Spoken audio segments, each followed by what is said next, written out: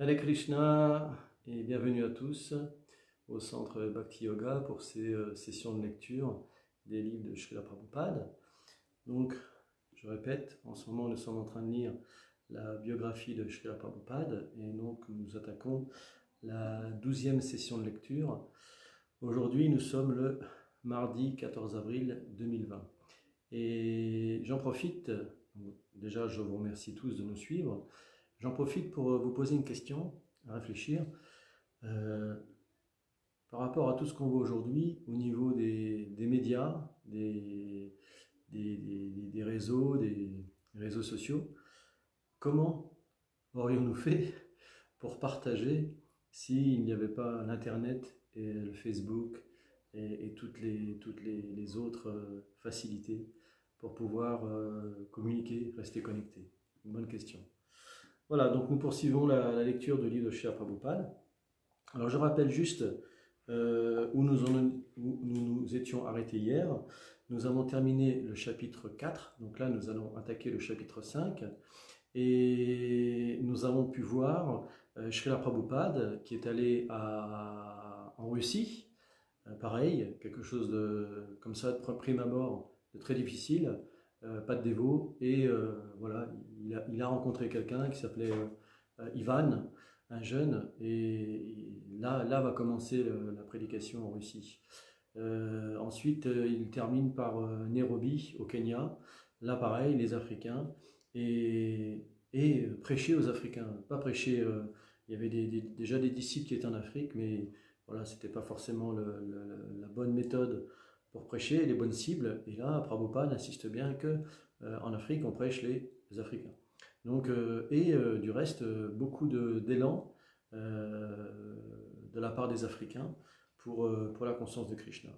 Donc là, voilà, on arrive au 5e chapitre. Et on avait terminé, si je me souviens bien, effectivement par Nairobi. Chapitre 5. Pour qu'il y ait un temple. Calcutta, mars 1971. Il était minuit. Srila Prabhupada était assis sur un coussin derrière sa table basse.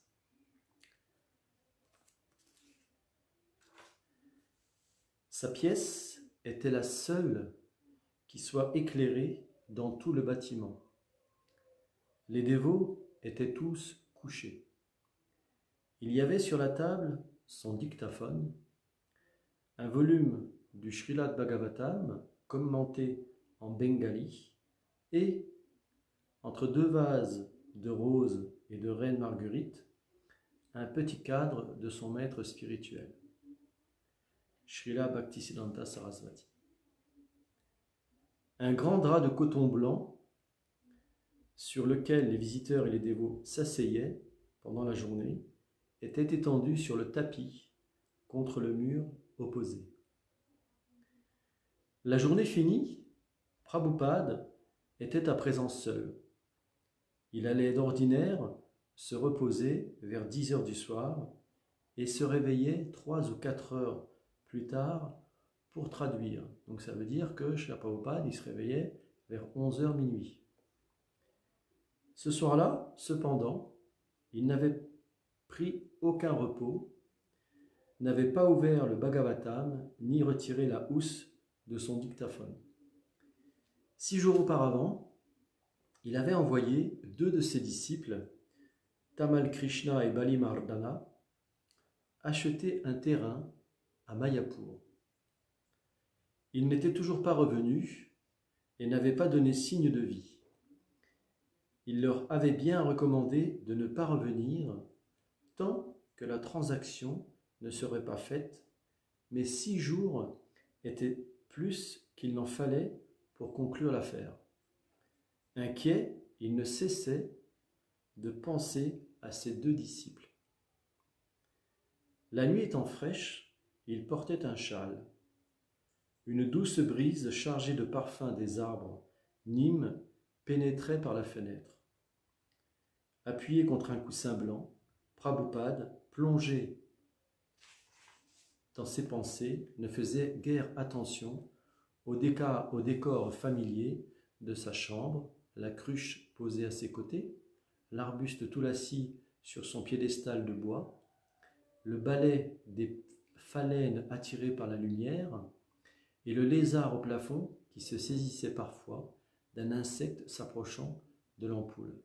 Donc là, je resitue bien, Srila Prabhupada est à Calcutta et il a envoyé 2 disciples à Mayapur, qui n'est pas très loin, hein, on va dire, on peut en 2 heures de train, je crois que c'est moins de 200 km. Pourquoi Tamal Krishna et Balimardana étaient-ils si longs à revenir? En fait, Srila Prabhupada attendait depuis plus de 6 jours. Cela faisait des années qu'il essayait d'acquérir un terrain à Mayapur. Cette fois-ci, les choses se présentaient bien et il leur avait clairement expliqué comment procéder pour la suite des opérations. Donc je répète, l'intérêt d'acheter un terrain à Mayapur. Aujourd'hui, vous connaissez, pour ceux qui ne connaissent pas, Mayapur, on va dire que c'est l'endroit principal pour ISKCON, c'est le siège de ISKCON en Inde, et c'est l'endroit où est apparu Chaitanya Mahaprabhu. Donc si on peut être installé là-bas, à l'origine, il y a Vrindavan, et là c'est Mayapur, Navadvip, l'endroit où Chaitanya Mahaprabhu est apparu il y a 500 ans. Cette fois-ci, les choses se présentaient bien et il leur avait clairement expliqué comment procéder pour la suite des opérations. À l'heure qu'il était, ils auraient dû être de retour depuis longtemps. Un tel retard laissait présager des complications, voire même un problème grave. Le terrain en question couvrait une surface de 9 bighas, le long de l'avenue Bhaktisiddhanta, à un peu plus d'1 kilomètre du lieu de naissance de Sri Chaitanya Mahaprabhu. Les propriétaires, les frères Sek, des agriculteurs musulmans, en avaient toujours voulu un prix exorbitant. Mais un avocat de Calcutta, qui connaissait bien Navadvip, les avait récemment convaincus pour négocier l'affaire à un prix raisonnable, 14 500 roupies. Prabhupada avait donné, alors il faut bien situer, c'est un terrain agricole à la base. Prabhupada avait donné son accord pour que les fonds soient retirés de la banque à Krishnagar et avait envoyé Tamal Krishna et Balimardana à Mayapur pour conclure l'affaire. Il était lui-même demeuré à Calcutta pour continuer son travail, mais était maintenant très préoccupé. La mission qu'il leur avait confiée était d'une grande importance. Songeant sans cesse à eux, il les bénissait de sa constante attention. Peut-être s'était-il fait attaquer, se disait-il. Avant de les laisser partir, il avait soigneusement montré à Tamal Krishna comment cacher l'argent dans une ceinture en tissu attachée autour de sa taille. Mais il transportait une somme importante et le banditisme était chose courante aux alentours de Navadvip.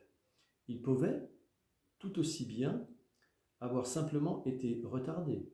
Il arrivait parfois que pour des transactions comportant d'importants transferts d'argent, les tribunaux exigent que le numéro de tous les billets de banque soit relevé. Peut-être encore le train était-il tombé en panne. Soudain, Prabhupada entendit des pas dans l'escalier. Quelqu'un venait d'ouvrir la porte d'entrée et marchait dans la véranda. Un léger coup fut frappé à la porte. « Oui, qui est-ce » dit Srila Prabhupada. Tamal Krishna entra et offrit son hommage à Srila Prabhupada. « Alors, quelle nouvelle m'apportes-tu » Le regard de Tamal Krishna était triomphant. « Le terrain vous appartient. » Prabhupada se détendit avec un soupir de soulagement. « Très bien, va te reposer maintenant. » Londres, août 1971. Prabhupada avait demandé à un haut fonctionnaire indien, délégué en Grande-Bretagne, d'inviter le Premier ministre de l'Inde, Madame Indira Gandhi, à la pose de la première pierre de l'édifice qu'il voulait bâtir à Mayapur. Prabhupada s'était d'ores et déjà assuré de la venue de tout le comité directeur de ISKCON et avait fait en sorte que les dévots invitent également de nombreux notables de Calcutta.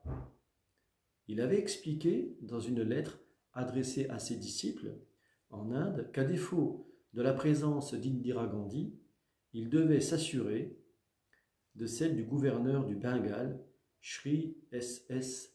Dhawan. Pendant ce temps-là, Prabhupada était en réunion à Londres avec plusieurs disciples spécialisés dans l'architecture et la décoration afin d'élaborer des plans pour son projet de Mayapur. Narayan avait réalisé plusieurs chars de Rathayatra ainsi que la décoration intérieure de divers temples.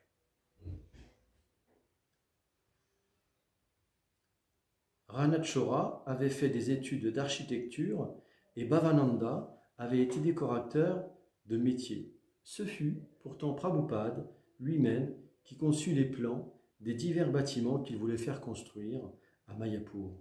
Il demanda ensuite à ses disciples de lui soumettre des esquisses et des modèles d'architecture et annonça qu'il allait immédiatement lancer une campagne en Inde pour le financement du projet.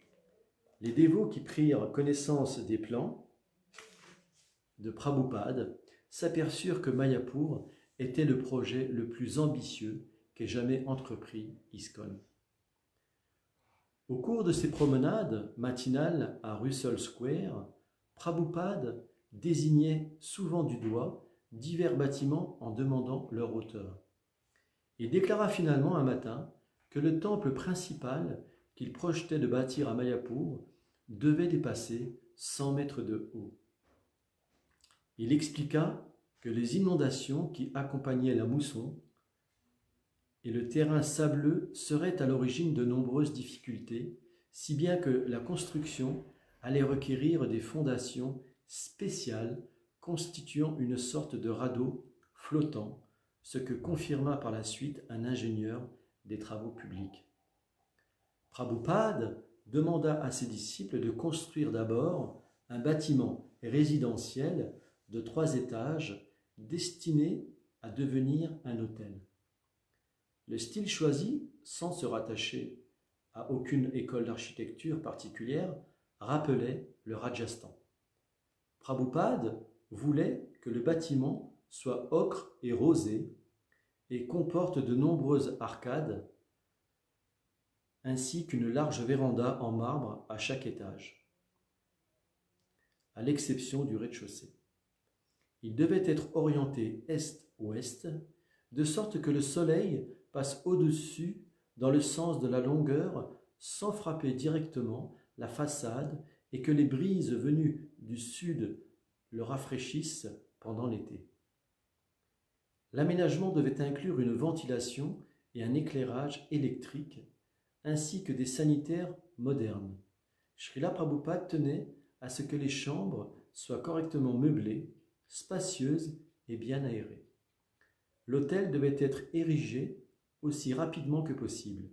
Il faudrait ensuite prévoir des habitations en nombre suffisant pour loger 500 dévots, un immense réfectoire pouvant accueillir plusieurs milliers de personnes, une cuisine parfaitement équipée et un goshala, une étable pour les vaches, paissant dans les champs alentours. L'ISKCON pourrait ensuite acquérir les terrains adjacents et y aménager des parcs avec de grands parterres de fleurs, des haies d'arbres, des fontaines et de belles allées. Le bâtiment principal, le colossal Mayapur Chandrodaya Mandir, ne mesurait pas moins de 100 mètres de haut. Sa construction coûterait sans doute des dizaines de millions de roupies et de dollars. Les descriptions que Prabhupada en donnait laissaient les dévots et les architectes perplexes. À l'entendre, il serait plus grand que le Capitole de Washington et que la basilique Saint-Pierre à Rome. Le dôme central du temple devait abriter une maquette tridimensionnelle de l'univers conçu d'après les informations fournies par les Védas sur les mondes matériels et spirituels. Dans la salle principale, on pourrait, en levant la tête, contempler toutes les planètes, telles que les décrit le Srimad Bhagavatam, d'abord les planètes infernales, puis les planètes intermédiaires, dont la Terre fait partie, puis les planètes zédéniques, où vivent les Devas, et enfin Brahmaloka, la planète la plus élevée de l'univers matériel. Au-delà de Brahmaloka, on apercevrait la demeure de Shiva, et plus haut encore, le ciel spirituel appelé Brahmayoti. Dans la radiance du Brahmayoti, on verrait les planètes Vaikunta, source de leur propre lumière, sur lesquelles résident éternellement les âmes libérées. Tout en haut apparaîtrait Krishnaloka, la planète suprême où Dieu, dans son identité première et éternelle, prend plaisir à se divertir en compagnie de ses dévots les plus intimes. Le temple comprendrait un palais miniature où les moultis de Radha et Krishna trôneraient dans un somptueux décor de soieries, de colonnades d'argent, d'or et de joyaux. Le Mayapur Chandrodaya Mandir et la ville de Mayapur constitueraient le siège mondial de l'ISKCON. Pourquoi une telle merveille architecturale en un endroit si reculé de la planète? Prabhupada répondit à la question en expliquant que Mayapur est un lieu très important et non un endroit reculé, mais que ce qui a véritablement de l'importance paraît en général insignifiant aux matérialistes. C'est ainsi que beaucoup de personnes considèrent l'âme et la vie après la mort comme des choses lointaines et négligeables, alors qu'ils attachent énormément d'importance au corps et au plaisir immédiat qu'il peut procurer. Srila Prabhupada voulait ériger ce temple de la compréhension pour aider l'humanité gagnée par le matérialisme à redonner de l'importance aux choses qui en ont vraiment.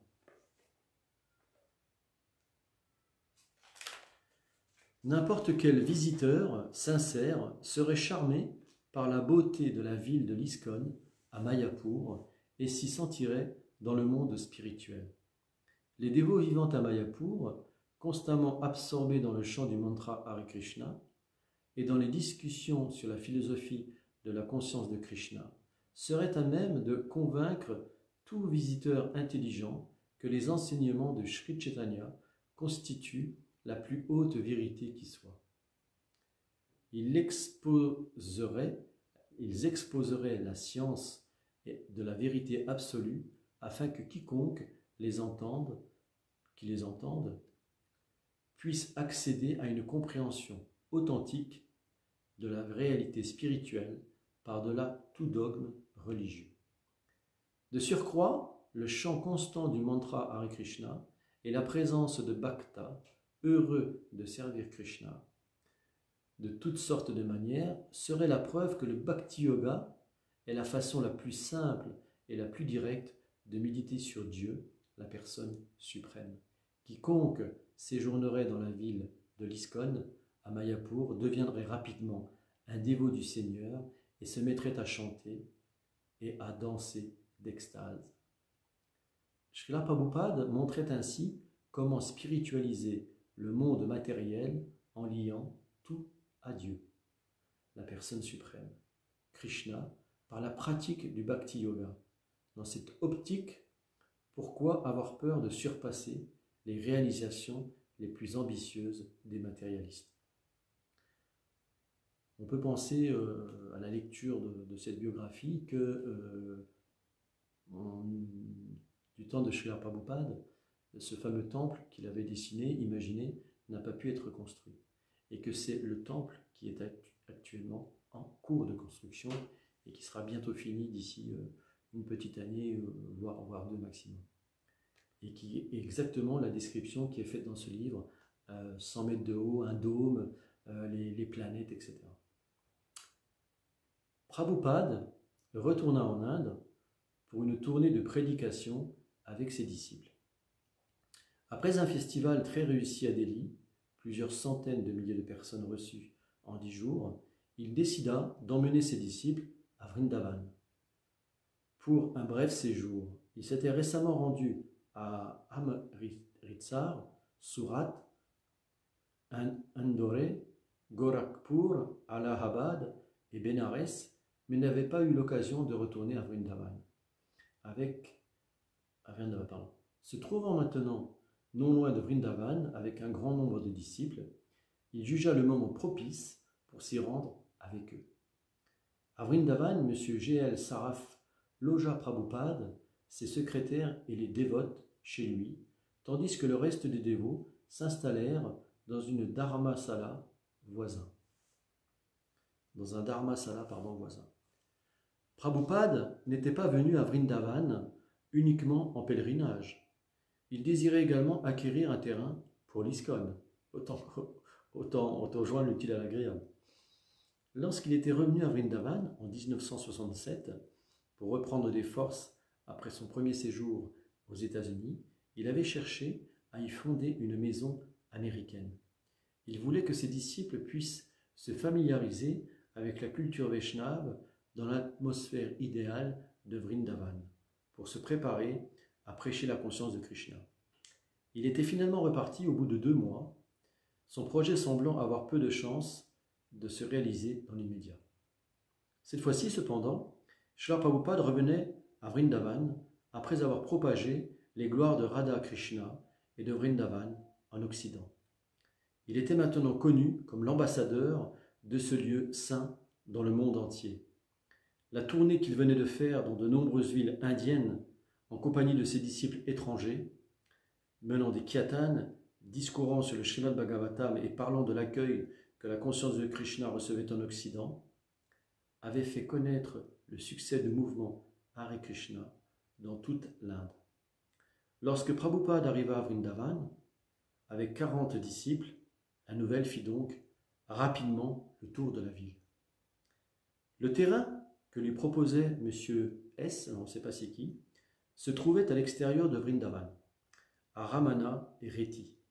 Prabhupada fit remarquer qu'il bordait Shatikara Road, une artère importante reliant Vrindavan à Agra, la ville du Taj Mahal, et était proche du sentier de Parikram que des millions de pèlerins empruntent chaque année pour faire le tour de Vrindavan. Ramanareti, littéralement, ça veut dire en sanskrit le sable charmant, est une partie de Vrindavan très boisée, avec quelques ashrams et des champs en friche. Ce fut un des lieux de prédication de Sri Krishna lors de sa présence sur terre il y a 5000 ans.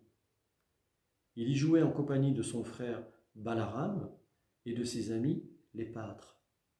Ramanareti est donc imprégné de cet amour de Dieu qui emplit Vrindavan et lui donne son caractère si particulier.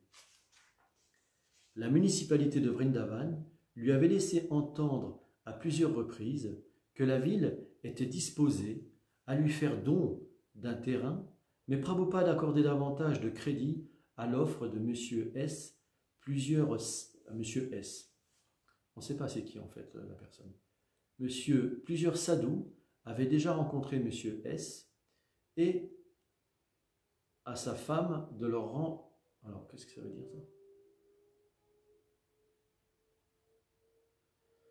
Une mauvaise traduction. Là, plusieurs sadhus avaient déjà rencontré M. S.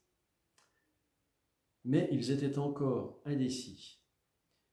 Lui et sa femme, M. S. et sa femme étaient encore indécis. Ils avaient toutefois l'intention de le céder à qui ils construiraient rapidement un temple dédié à Radha et Krishna. Lorsque Prabhupada assura à M. S. qu'il le ferait, ce dernier lui promit que la terre était désormais la sienne. Ce n'était pas la première fois que quelqu'un lui faisait ce genre de promesse. La prenant malgré tout au sérieux, il laissa quelques disciples à Vrindavan pour conduire la transaction. Donc c'est Prabhupada qui ne prenait pas au sérieux les gens qui disaient ben, je te donne mon terrain, si tu construis un temple, prends-le tout de suite. Il faut quand même un peu de paperasse, quelques actes notariés. De 1965 à 1970, Srila Prabhupada s'était surtout préoccupé de l'implantation de la conscience de Krishna en Amérique. Il était persuadé que si les Américains adoptaient la conscience de Krishna, le reste du monde suivrait leur exemple. Il avait débuté sa prédication en langue anglaise, en Inde, mais 50 années d'efforts infructueux l'avaient convaincu que les Indiens, trop pris par la politique, trop ignorants de leur patrimoine spirituel ou trop en proie à la misère, ne pouvaient pas prendre la conscience de Krishna au sérieux. Aux États-Unis, en revanche, ces efforts avaient été récompensés. L'Amérique était manifestement le meilleur endroit pour implanter la conscience de Krishna. Cependant, Prabhupada jugeait la culture et la civilisation occidentale très dégradées. Il disait souvent que l'Inde, le berceau de la culture védique, était le seul endroit au monde où subsistaient encore quelques traces de civilisation. Dès 1970, Prabhupada avait prouvé, par ses nombreux voyages et programmes de prédication, qu'il n'entendait pas limiter l'expansion du mouvement pour la conscience de Krishna aux États-Unis, mais espérait au contraire le répandre dans le monde entier, et tout particulièrement en Inde. Il attachait la même importance à la prédication qu'il menait en Amérique et en Inde, mais se rendait compte que ses disciples américains étaient à même de poursuivre eux-mêmes ce qu'il avait débuté aux États-Unis, alors qu'il n'en allait pas du tout ainsi en Inde. Il avait vu à plusieurs reprises avec quelle aisance les Indiens trompaient ses disciples et estimaient que la moitié de l'œuvre de l'ISKCON en Inde était compromise par les escroqueries dont ils étaient victimes. S'il leur arrivait d'organiser un festival, ils dépensaient souvent plusieurs fois ce que cela aurait dû leur coûter. Il était manifeste que ISKCON ne pourrait se développer en Inde que sous l'égide directe de Srila Prabhupada. Disons que là, moi je comprends que les disciples de Srila Prabhupada, qui étaient les Américains, ils se faisaient arnaquer par les Indiens. En 1970, Prabhupada avait parcouru l'Inde avec un petit groupe de disciples. Agissant en sannyas exemplaire, il avait alors ouvert un nouveau territoire à son mouvement pour la conscience de Krishna. Désormais, il voulait construire en Inde de grands temples spécialement à Vrindavan, Mayapur et Bombay. Il avait cherché à fonder une maison américaine à Vrindavan dès 1967. Mayapur, le lieu de l'apparition de Sri Chaitanya, avait également une grande importance. Quant à Bombay, porte des Indes, c'était la plus grande ville du pays. Comme cela se produisait généralement, pour les grands projets conçus par Srila Prabhupada, même ses disciples les plus proches ne parvenaient pas à concevoir pleinement l'envergure de ses destins, de ses desseins, de ses projets. Mais Prabhupada, tout en gardant à l'esprit que le résultat de ses efforts dépendait, comme toute chose, de Krishna, savait parfaitement ce qu'il faisait. Bombay, novembre 1971. Les dévots logeaient depuis un an à Akash Ganga, dans 2 appartements au 6e étage d'un immeuble en plein cœur de Bombay. Or, cela ne satisfaisait pas Prabhupada. Il voulait un terrain à Bombay afin de pouvoir construire un temple et développer son mouvement. Il remplaça donc ses promenades matinales par de longues randonnées en voiture dans Bombay à la recherche d'un endroit adéquat. Comme beaucoup de membres avis de ISKCON,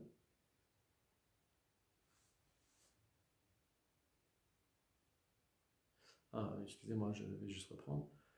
Comme beaucoup de membres avides de l'ISKCON habitaient le riche quartier de Malabar Hill, les disciples de Prabhupada pensaient que l'endroit conviendrait. Prabhupada s'y rendit plusieurs fois et visita quelques grandes demeures qu'il aurait été possible de transformer en temples, mais pour une raison ou pour une autre, aucune ne lui parut satisfaisante.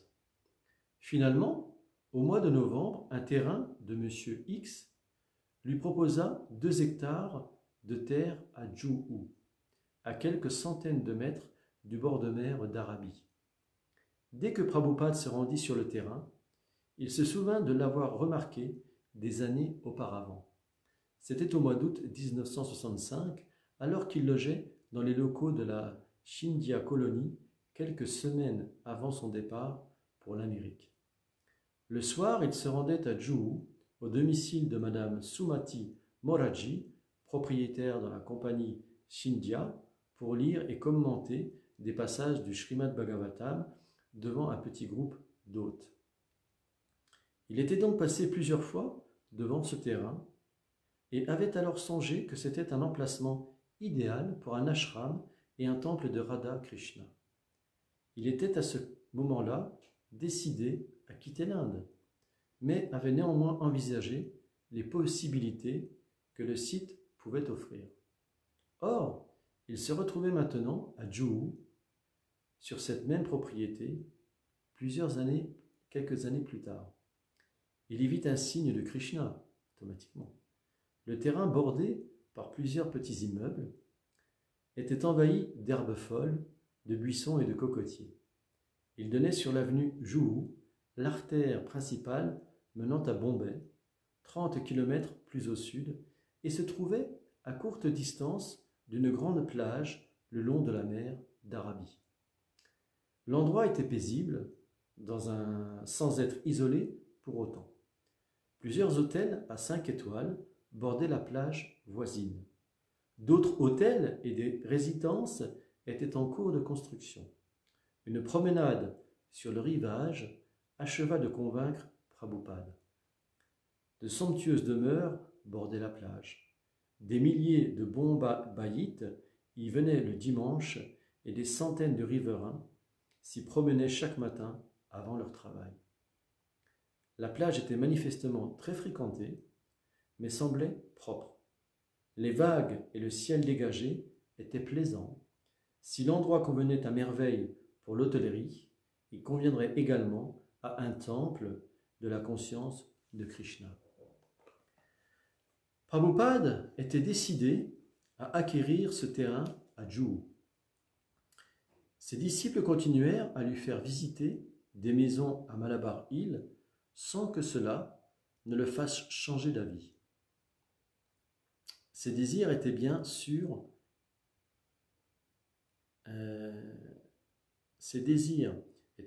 les leurs, mais il avait toutefois du mal à s'enthousiasmer pour un terrain situé si loin de la ville et n'offrant ni logement ni bâtiment convenable pour en faire un temple. Le propriétaire, M. X, demandait une somme raisonnable pour les 2 hectares de terrain et semblait aussi intègre qu'aimable. De telles transactions n'étaient cependant pas dépourvues de risques, et Prabhupada trouva en l'occurrence des raisons de se méfier. Il apprit en effet par son avocat que M. X s'était auparavant engagé à vendre le terrain à la compagnie Y et qu'il avait par la suite annulé le contrat, ce qui lui avait valu un procès. Si les tribunaux de Bombay donnaient raison à la compagnie Y, le terrain lui reviendrait alors. Lorsque le secrétaire de Prabhupada questionna M. X à ce sujet, celui-ci lui assura que la compagnie ne pouvait en aucun cas obtenir gain de cause et que, de toute façon, ISKCON pouvait toujours différer une partie du paiement jusqu'à ce que le jugement soit rendu. M. X était un homme connu à Bombay. Ancien chef de police de la ville, il était devenu l'éditeur d'un des quotidiens anglais les plus lus de Bombay. M. X possédait plusieurs propriétés à Juhu et en ville, Il était riche et très influent. En bref, ce n'était pas quelqu'un à qui il faisait bon tenir tête. Vouloir se porter acquéreur du terrain dans ces conditions requérait une certaine audace. En décembre, Prabhupada rencontra Monsieur et Madame X, tout en admettant qu'ils disposaient de très peu d'argent. Il leur fit savoir qu'il était très intéressé par l'affaire. Monsieur X parut favorablement disposé à son égard et se déclara prêt à lui vendre la propriété. Ils parvinrent rapidement à un accord verbal. Prabhupada et Monsieur X s'entendirent sur un acompte de 200 000 roupies, après versement duquel l'acte de vente pourrait être signé immédiatement. ISKCON s'acquitterait par la suite des 1 400 000 roupies restantes en plusieurs paiements successifs. Prabhupada poursuivit les négociations, offrant de verser 50 000 roupies sur le champ, puis de faire plus tard un autre versement de 50 000 roupies, à la suite duquel ISKCON serait autorisé à occuper les lieux. L'acte de vente serait ensuite signé dès que le paiement des 100 000 roupies complétant l'acompte, M. X donna son accord. Srila Prabhupada était toujours très prudent dans ce genre de transactions immobilières. Il disait, si un homme d'affaires vous déclare « Écoutez monsieur, pour vous, je suis prêt à ne pas faire de bénéfices. Vous devez savoir qu'il vous ment. » Pendant les débuts de l'ISKCON à New York, Prabhupada s'était ainsi méfié d'un agent immobilier qui voulait aider les dévots, mais ses disciples n'ayant pas tenu compte de ses avertissements, s'étaient fait gruger par cet escroc. Cette fois-ci, Prabhupada était sur ses gardes. Il tenait cependant suffisamment au terrain de Juhu pour être prêt à prendre un risque. Tandis que dans le monde entier, les dévots se réjouissaient d'apprendre que Srila Prabhupada désirait créer un centre à Bombay, ceux qui se trouvaient avec lui étaient la proie de sentiments partagés. Bâtir un temple sur ce bout de jungle ne leur semblait guère inspirant, et il était difficile d'imaginer l'hôtel 5 étoiles dont parlait Srila Prabhupada. Les immeubles déjà existants étaient entièrement occupés et leurs locataires protégés par la loi indienne ne pouvaient être expulsés. Si les dévots voulaient s'installer sur le terrain, il leur faudrait construire des abris temporaires, voire même un temple provisoire. Pour couronner le tout, l'endroit était infesté de rats et de moustiques. Juhu n'était qu'un village isolé où n'habitait aucun des riches sympathisants de l'ISKCON, malgré les prévisions de Prabhupada, confirmées par les agents immobiliers, selon lesquels Juhu allait connaître un développement très rapide. La population du village n'était que de 2000 habitants. Quitter le confort d'Akashganga pour venir camper à Juhu semblait d'une difficulté excessive. Nous sommes des Occidentaux, expliqua Tamal Krishna à Prabhupada. Nous ne pouvons pas vivre dans ces conditions. Il nous faut des poignées de porte et de l'eau courante. Vous ne voulez pas vous purifier? Lui répondit Srila Prabhupada. Cette réponse de Prabhupada alla droit au cœur des dévots de Bombay. Ils comprirent que Prabhupada leur demandait de devenir plus austères, et ce, dans leur propre intérêt. Plutôt qu'une corvée consentie à contre-cœur, leurs installations à Juhu leur apparut désormais comme un formidable défi spirituel. La propriété de Juhu était chère à Srila Prabhupada et la vision qu'il avait de son futur dépassait de loin l'idée qu'ils s'en faisaient eux-mêmes. Srila Prabhupada avait toujours dû prendre personnellement toutes les décisions concernant les affaires pratiques. Mais il voulait que ce soit désormais les membres du comité directeur de l'ISKCON qui assument cette responsabilité. Il jugeait plus approprié de consacrer son énergie à écrire et à traduire. Si les membres du comité directeur font correctement leur travail, confia-t-il à Shyamasundar, son secrétaire, cela me soulagera beaucoup et j'aurai ainsi l'esprit libre pour me consacrer entièrement à mes traductions. Je pourrai alors traduire pour vous les Védas, les Upanishads, les Puranas, le Mahabharata, le Ramayana et bien d'autres ouvrages. Les Goswamis de notre lignée nous ont légué de nombreuses œuvres dévotionnelles. Ces tâches pratiques d'organisation me prennent trop de temps. Je préférerais le consacrer à des discussions philosophiques. Je suis constamment accaparé par ces problèmes et cela me fait négliger mon vrai devoir. Prabhupada dirigeait personnellement la prédication en Inde et devait en outre répondre quotidiennement à une bonne douzaine de lettres que ses disciples du monde entier lui adressaient. « Pourquoi continue-t-il à me poser tant de questions ?» demanda-t-il à Shyamasundar. « Les dévots préfèrent s'adresser à vous personnellement, répondit celui-ci, parce que les membres du comité directeur ne connaissent pas toujours la réponse. »« Ils savent maintenant tout ce qu'ils doivent savoir, lui répondit Prabhupada. Je vous ai tout donné. S'ils ne connaissent pas les réponses, ils peuvent les trouver dans mes livres.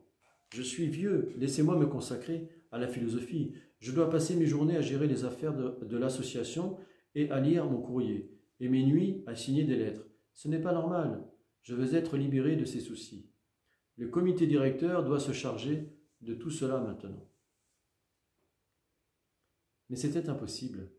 Dès que Prabhupada sentait que ses disciples se laissaient duper, il intervenait aussitôt. Il continuait en outre à recevoir un courrier abondant concernant des affaires importantes et ne cherchait pas à décourager cela. Il désirait toujours se retirer pour écrire, mais cela semblait devoir demeurer un rêve. Il ne pouvait guère espérer le faire avant longtemps s'il souhaitait que l'ISKCON se développe. Mayapur, février 1972. Mayapur avait retardé jusqu'au 29 février, le jour de l'anniversaire de l'avènement de Sri Chaitanya, Gaura Purnima, la pose de la première pierre à Mayapur. Il avait demandé qu'un grand festival sous pandal soit organisé pour l'occasion et qu'un festin soit servi aux personnes qui y assisteraient. Il tenait également à ce que ses disciples, dispersés aux quatre coins du monde, viennent y participer. Je tiens beaucoup à ce que cette célébration ait lieu cette année en présence de l'ensemble de mes disciples. Il s'agit d'un événement extrêmement important qui exaucera le souhait de Srila Bhaktivinoda Thakur et de son fils Srila Bhaktisiddhanta Saraswati Thakur. Je vous prie donc d'organiser au mieux les festivités. Srila Prabhupada inspecta les logements préparés pour les dévots. Il s'agissait de spacieuses tentes en toile blanche éclairées au néon, une pour les hommes, l'autre pour les femmes. Un grand pandal se dressait entre les deux. La tente de la cuisine était un peu en retrait. Le campement étant entouré de rizières, le sol était humide. Les champs détrempés pullulaient de gros moustiques qui faisaient leur apparition à la tombée de la nuit. Les conditions d'hébergement étaient très rudimentaires, mais une grande partie des dévots présents avaient voyagé en Inde pendant 1 an et demi, vivant souvent dans des dharmasalas, salles aux pieds nus ou dans des tentes glaciales. Ils n'étaient pas venus à Mayapur pour vivre confortablement, mais pour servir Prabhupada.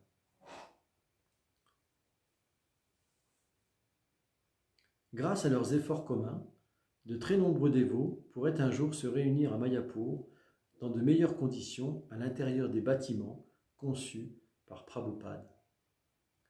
Conscient que les Occidentaux n'étaient pas habitués aux rigueurs de la vie en Inde, Prabhupada souhaitait leur offrir la possibilité de séjourner à Mayapur dans des conditions assez bonnes pour qu'ils puissent se consacrer à la vie spirituelle sans trop de difficultés. Prabhupada logeait dans une simple hutte d'environ 4 mètres carrés, telle qu'on en trouve au Bengale. Le toit était en chaume et le sol en terre battue. Une mince cloison séparait la pièce principale de la chambre des serviteurs. Il y avait sur le devant une petite terrasse couverte et à l'arrière un jardin où Prabhupada se faisait masser. C'est là que se trouvait la pompe à eau manuelle à laquelle il devait faire ses ablutions. Lorsque ses disciples s'excusèrent de ne lui offrir qu'une aussi humble demeure, Prabhupada leur répondit que cette simplicité naturelle était à son goût.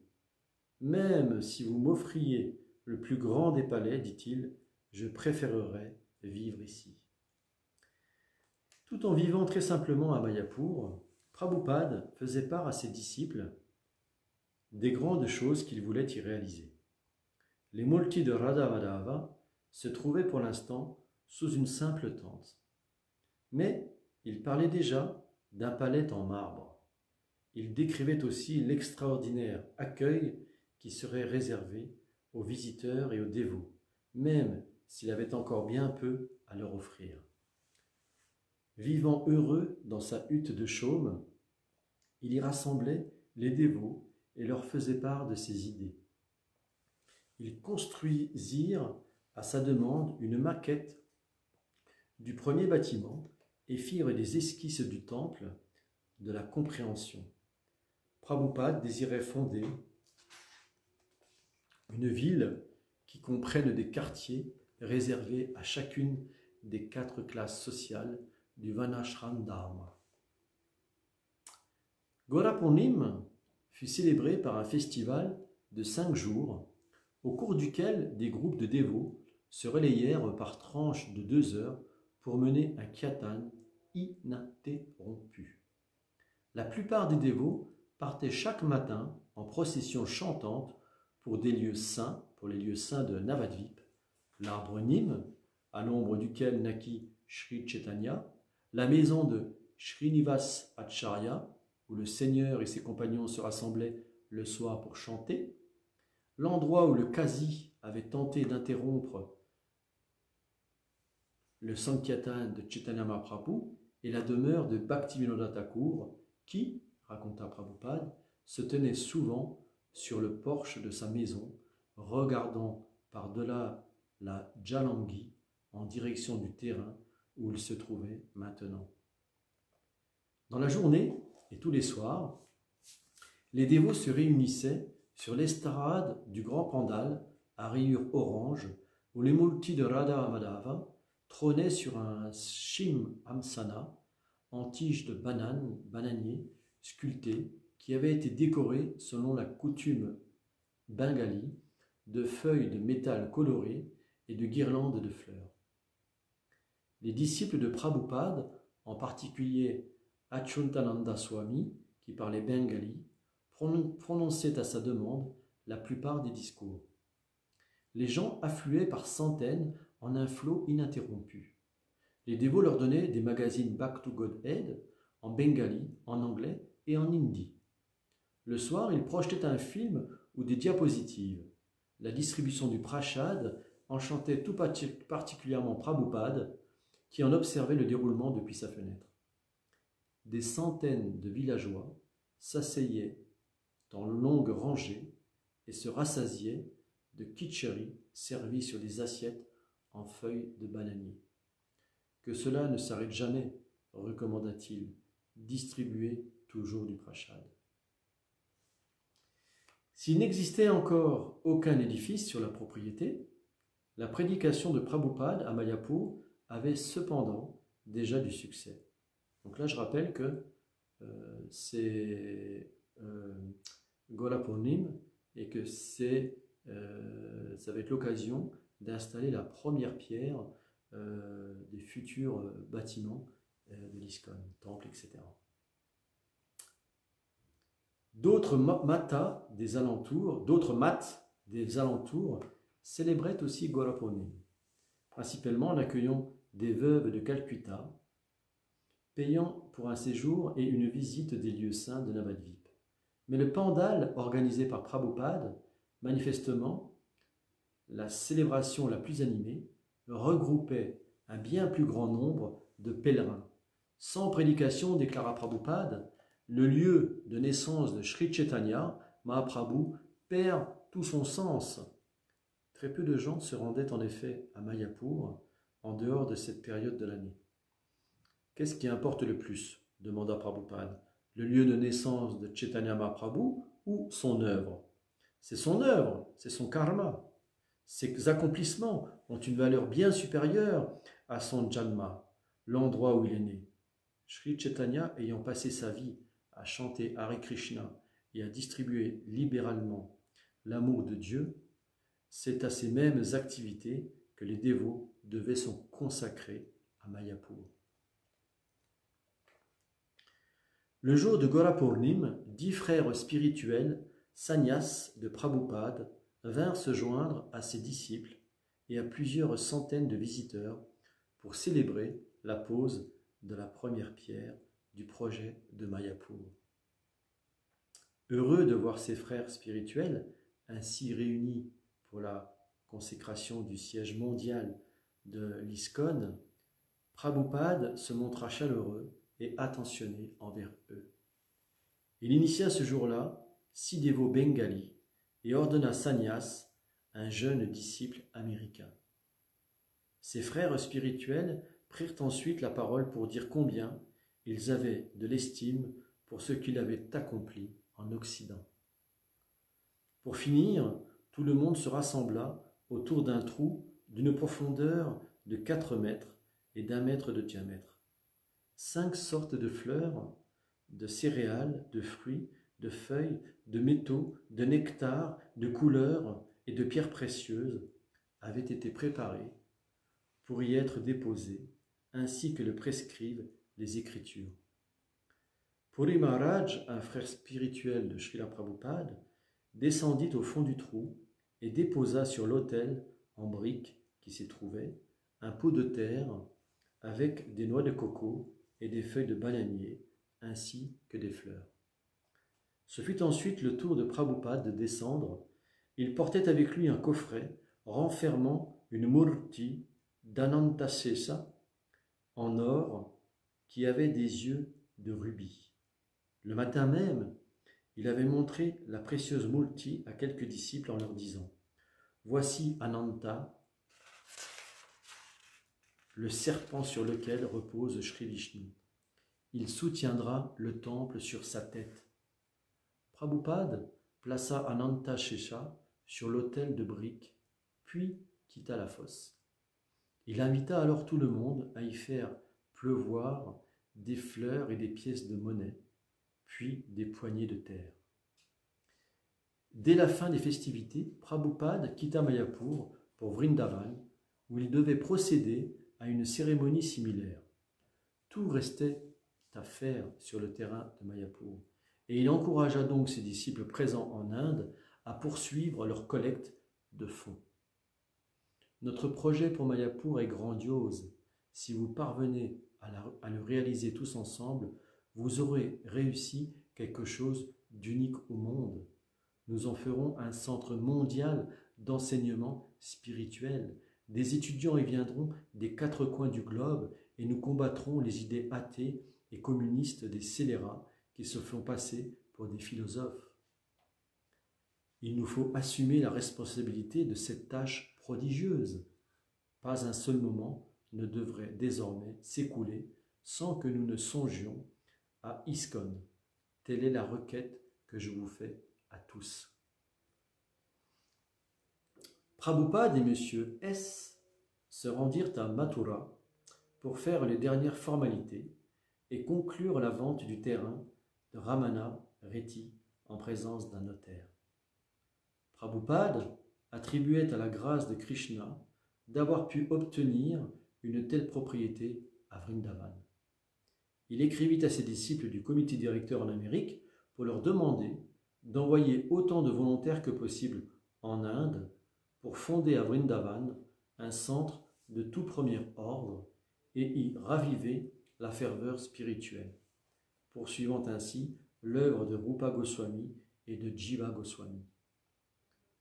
Prabhupada dit à Kshirodakashayi, un disciple indien, « Je veux que l'on prépare une énorme quantité de prashad pour fêter l'occasion. Tous les habitants de Vrindavan doivent être invités au festin. » 2 jours plus tard, il procéda à la pose de la première pierre à Ramana Reddy. en présence d'une centaine de personnes. Il descendit encore une fois dans la fosse creusée pour l'occasion et y déposa la multidananta qui devait soutenir le temple sur sa tête. La nuit même, le terrain fut attaqué. Une veuve indienne, ayant une réputation de sadhu, avait maintes fois sollicité le terrain en question. Elle était si mécontente qu'il lui avait été refusé que, dans sa colère, elle paya des gundas pour détruire les fondations en briques, enlever la première pierre installée lors de la cérémonie et profaner la fosse où venaient d'être déposées les fleurs et la multi. Ils la rouvrirent et y déversèrent des ordures. Ils s'emparèrent même du panneau annonçant le changement de propriétaire. Prabhupada se trouvait dans sa chambre au temple Radha Damodar lorsqu'il apprit la nouvelle. Furieux, il ordonna à ses disciples d'aller présenter le titre de propriété à la police.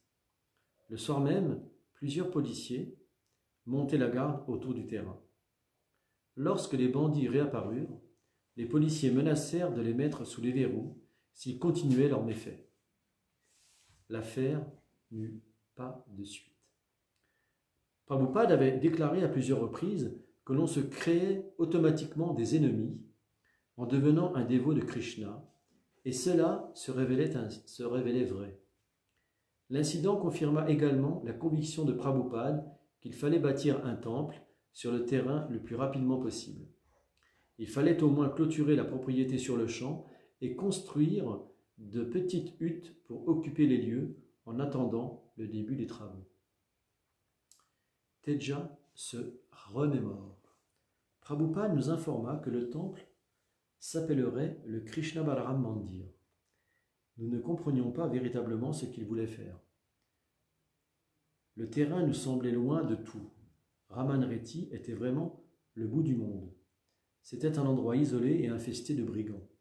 Il nous semblait que si nous construisions un temple sur ce terrain, personne n'y viendrait.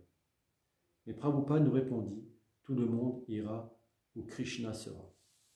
Et aujourd'hui, on peut dire que ce temple à Vrindavan, il vient en ville, il n'est pas perdu, et qu'il y a des millions il y a des milliers de personnes qui viennent tous les jours. Syama Sundar, le secrétaire de Prabhupada, raconta l'acquisition du terrain à l'un de ses frères spirituels. De bon matin, avant même le petit déjeuner, Prabhupada conclut l'affaire de ce terrain d'un demi-hectare à Ramanareti, où Krishna aimait se divertir en compagnie de ses amis dans la forêt, à environ 10 minutes de marche du temple de Radha Damodar. Prabhupada mesura lui-même le terrain avec le cordon de sa moustiquaire. Marchanda le prix, traça des plans, rédigea l'acte de vente et se rendit chez un notaire de Mathura pour le signer. Le sceau fut apposé et le titre de propriété lui fut remis sur le champ. Prabhupada m'a chargé de vous demander qu'au moins 50 disciples des États-Unis viennent immédiatement en Inde.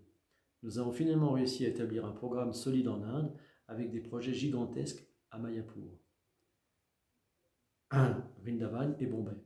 Les terrains sont d'ores et déjà acquis, les arrangements faits. C'est Prabhupada qui a réalisé tout cela. Mais nous ne sommes qu'une poignée ici aux prises avec la tâche herculéenne, de loin l'entreprise la plus audacieuse jamais tentée dans notre mouvement. De mener de front ces 3 projets qui sont, je t'assure, plus chers à Prabhupada qu'aucun autre jamais envisagé. Le mois où Prabhupada s'absenta de Bombay, il en partit le 10 février, l'échéance de 50 000 roupies fut dûment payée. Petit à petit, quelques dévots allèrent s'installer à Juhu dans des tentes. La nuit, les rats et les moustiques les empêchaient de dormir. En essayant de débroussailler le terrain, les dévots trouvèrent des bouteilles de liqueur vides et s'aperçurent que des égouts avaient débordé. En l'absence de Prabhupada, leur détermination s'affaiblit rapidement. Brahmananda Swami, à qui Prabhupada avait confié la responsabilité du projet de Bombay, revint à Calcutta, où il se trouvait avec Prabhupada. Il était plein d'énergie et insuffla un nouvel enthousiasme aux dévots de Bombay. Ils se préparèrent à défricher immédiatement le terrain et à ériger un pandal. C'était la première fois que Brahmananda s'attelait à ce genre de tâches. Il fit donc appel à un entrepreneur pour qu'il construise plusieurs cases en chataï, branches de palmier, pour les dévots, ainsi qu'une tente en vue du festival. Mais les dévots devaient impérativement déchiffrer entièrement le terrain avant le début des travaux. Un membre à vie habitant le voisinage, M. Sethi, engagea à ses frais une équipe de travailleurs pour nettoyer le terrain et d'autres membres à vie vinrent de Bombay pour adopter leur concours. M. N offrit son aide en envoyant un de ses assistants pour diriger la main-d'œuvre. Les dévots devaient simultanément préparer le retour de Prabhupada. Sri Sri Radha Rasa Vihari, les multis de Radha et Krishna, que Prabhupada avait installés à Bombay en 1971, arrivèrent à Hare Krishna Land en taxi, allongés sur les genoux de plusieurs dévots. Ce n'était pas la première fois qu'elles devaient changer de résidence. Cette fois-ci, elles allaient loger sous une tente. Lorsque Prabhupada leur avait donné la consigne d'emmener les multis à Juhu, dès le versement de la compte, certains dévots s'étaient étonnés d'une telle décision. Pourquoi les multis devaient-elles déménager avant qu'il soit possible de leur offrir une nouvelle résidence convenable? Ne valait-il pas mieux attendre que le temple soit construit? Prabhupada leur avait alors répondu qu'une fois les multis installés sur la propriété, personne n'essaierait plus de leur faire quitter les lieux. Prabhupada était bien évidemment conscient des normes à suivre pour adorer convenablement Sri Sri Radha Rasa Vihari, mais l'essentiel était pour l'instant de s'assurer la propriété du terrain. Comment parvenir à offrir un jour aux multis un trône et un temple royaux dignes d'elles si elles ne faisaient pas valoir elles-mêmes leurs droits de propriété en venant habiter sur les lieux? L'arrivée de Radha Rasa Vihari à Juhu allait bien entendu accroître les difficultés. Il faudrait dorénavant lutter pour assurer le puja matinal et préparer les 6 offrandes quotidiennes dans le semblant de cuisine. Qui plus est, la tente du multi était frêle et ployée sous le vent. Aux yeux de Prabhupada, il s'agissait d'une manœuvre transcendantale indispensable. Mais puisqu'il fallait demander à Krishna lui-même de subir quelques désagréments, Prabhupada adressa une prière à la multi. « Cher Seigneur, demeure en ces lieux, je t'en prie. Je m'engage pour ma part à te construire un temple merveilleux. » Radha Vihari furent installés sur l'estrade du pandal juste avant le retour de Prabhupada. Le festival attira moins de monde que s'il s'était tenu en plein cœur de Bombay. 500 personnes y assistèrent. Mais Prabhupada se montra satisfait car il avait lieu dans l'enceinte de leur propriété. Ce n'était de toute façon qu'un début. Quelques jours à peine après son arrivée à Juhu, Prabhupada était prêt à commencer les fondations et à procéder officiellement à la pose de la première pierre. Cette autre manière de s'assurer la possession du terrain n'était pas une mise en scène. Il s'agissait véritablement de commencer la construction du temple dès que possible. Radha Rasa Vihari ne devait pas rester sous une tente. Il fallait les installer, ou plutôt sur un autel de marbre, dans un shimhasana de teck et d'argent. Les gopis Lalita et Vishaka devaient se tenir à leur côté dans un temple surmonté de dômes en marbre de 30 mètres de haut où des milliers de personnes viendraient chaque jour recevoir le darshan des multis et du prashadam. Les dévots de Hare Krishna Land se rassemblèrent donc un matin autour de Prabhupada pour procéder en toute simplicité à la cérémonie de la pose de la première pierre. Ils avaient de nouveau creusé une fosse entourée de briques.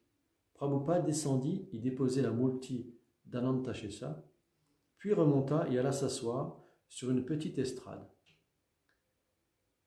Tandis qu'il accompagnait le kirtan en faisant résonner un gong en cuivre, les dévots s'avancèrent un à un pour jeter des poignées de terre dans la fosse, la remplissant ainsi peu à peu, tandis qu'une épaisse fumée s'élevait du feu de sacrifice allumé pour l'occasion. Srila Prabhupada envisageait d'entreprendre une tournée mondiale qui le mènerait en Australie, au Japon, à Hawaï, aux États-Unis et peut-être au Mexique et en Europe. Cela impliquait qu'il ne serait pas de retour en Inde avant 6 mois. Il tenait donc à ce que tout se déroule bien en son absence.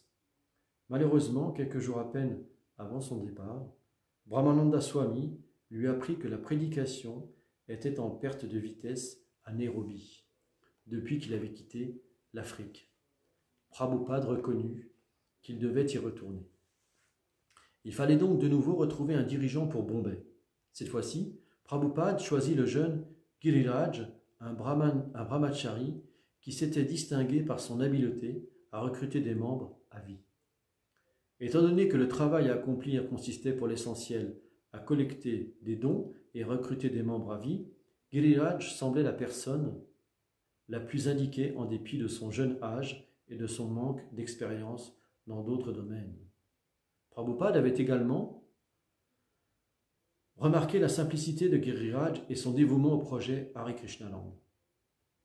Hans Kellman, un jeune architecte hollandais venu écouter les conférences de Prabhupada à Bombay, montrait un intérêt grandissant pour la conscience de Krishna. Prabhupada le convainquit donc de devenir un dévot de Krishna et d'aider à bâtir la cité Hare Krishna à Bombay. Hans se mit immédiatement au travail sous sa direction et commença à tirer des plans. Srila Prabhupada annonça un jour que Giriraj et les autres dévots devaient collecter 6 400 000 roupies pour la construction du temple. Il leur semblait impossible de réunir même une fraction de cette somme. Mais Prabhupada leur expliqua comment y parvenir. Il leur suggéra notamment de chercher le soutien de personnes influentes en leur vendant un droit de séjour permanent dans une chambre d'hôte du bâtiment qu'ils allaient construire. La première étape était de s'assurer la propriété juridique du terrain. Ils occupaient certes les lieux, mais devaient posséder un acte de vente en bonne et due forme avant d'entreprendre les travaux. Monsieur N aurait dû le leur fournir depuis un certain temps, mais il ne le faisait toujours pas. Prabhupada demanda donc à Giriraj d'insister pour qu'ils respectent l'accord qu'ils avaient signé ensemble et leur remettent aussitôt l'acte notarié.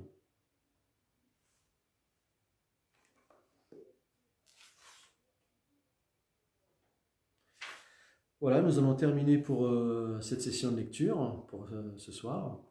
Je vous remercie encore de suivre ces sessions de lecture. Je vous souhaite bon courage dans ces périodes difficiles de confinement. Comme vous le savez, nous, pour ce qui est de la France, nous devons rester confinés jusqu'au 11 mai, ce qui est une aubaine exceptionnelle dans la mesure où nous allons pouvoir consacrer beaucoup de temps à la conscience du Krishna, et en particulier à la lecture des livres de Srila Prabhupada. Donc voilà, il faut voir le bon côté des choses dans ces périodes de confinement. Hare Krishna à tous.